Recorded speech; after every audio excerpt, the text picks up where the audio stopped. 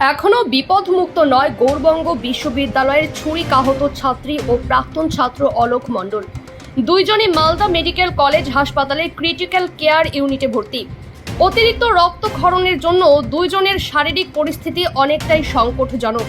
Malda medical কলেজের শল্য চিকিৎসক গণেশ চন্দ্র গাইনের নেতৃত্বে চিকিৎসকদের টিম এই দুইজনের চিকিৎসা করছেন। অস্ত্রোপচার সাফল্য হয়েছে বটে, তবে দুইজনের স্মরণালী গভীর ক্ষত হয়েছে। অন্যদিকে এই ঘটনার পর থেকে গৌরবঙ্গ বিশ্ববিদ্যালয়ের নিরাপত্তার ব্যবস্থা জোরদার করা হয়েছে। সচিত্র পরিচয়পত্র ছাড়া কাউকে বিশ্ববিদ্যালয় ক্যাম্পাসে ঢুকতে দেওয়া হচ্ছে না। ঘটনার পর থেকে বিশ্ববিদ্যালয়ের ছাত্রছাত্রী ও কর্মীদের মধ্যে একটা আতঙ্কের পরিবেশ তৈরি হয়েছে। সেই পরিবেশ কাটিয়ে উঠতে চায় নিরাপত্তার জন্য সমস্ত রকম ব্যবস্থা গ্রহণ করা হচ্ছে, জানিয়েছেন গৌরবঙ্গ বিশ্ববিদ্যালয়ের রেজিস্ট্রার বিশ্বজিৎ দাস। আই কার্ডের কথা বলবো ছাত্রছাত্রীদের দেখানোর জন্য, বাইরের লোকেদের আই কার্ড দেখাতে বলবো। ধরুন বিভিন্ন দেখা হচ্ছে, আমি নিজে দাঁড়িয়ে আছি, যতক্ষণ পারবো আমি নিজে দাঁড়িয়ে থাকবো।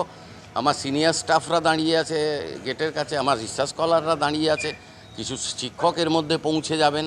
আমরা নিজেরাই সার্ভিলেন্সের কাজটা কয়েকদিন করার চেষ্টা করব। ক্লাসে গিয়ে উপাচার্য মহোদয়, অধ্যাপক এবং আধিকারিকদের নিয়ে ডায়াসিং করবেন, ছাত্রছাত্রীদের মধ্যে ভয় ভীতির সঞ্চার যাতে না হয়। আছে বিভিন্ন জায়গায় সিসিটিভি আছে। আমরা এই যে জায়গাটাতে দাঁড়িয়ে আছি সে জায়গায় একটা সবচেয়ে পাওয়ারফুল সিসিটিভি আছে, সেটা ভাইস চ্যান্সেলরের ঘর থেকে দেখা যায়, রেজিস্ট্রারের ঘর থেকে দেখা যায়।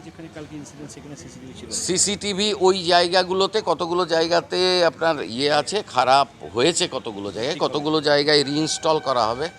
গত 3 দিন আগে আপনার আমাদের এই যে সমস্ত কার্যক্রমটা হয়, যারা সিসিটিভি ইন্টারনেট, তাদের একটা কমিটি আছে, তার নাম হচ্ছে ল্যান্ড কমিটি। সেই ল্যান্ড কমিটির কনভেনার আমাদের সায়েন্সের ডিন প্রফেসর বিবেকানন্দ মণ্ডল। সেই দিনেই সিদ্ধান্ত গ্রহণ হয়েছে যে আরও কতগুলো জায়গায় সিসিটিভি বসানো হবে। আমরা হোস্টেল খুলতে চলেছি, সেখানে সিসিটিভির করা হয়েছে, অ্যালটমেন্ট করা হয়েছে, এবং সেটা আবার তো নির্দিষ্ট জায়গায় অ্যাপ্রুভাল হয়ে তারপর হবে। এগুলো করা হচ্ছে।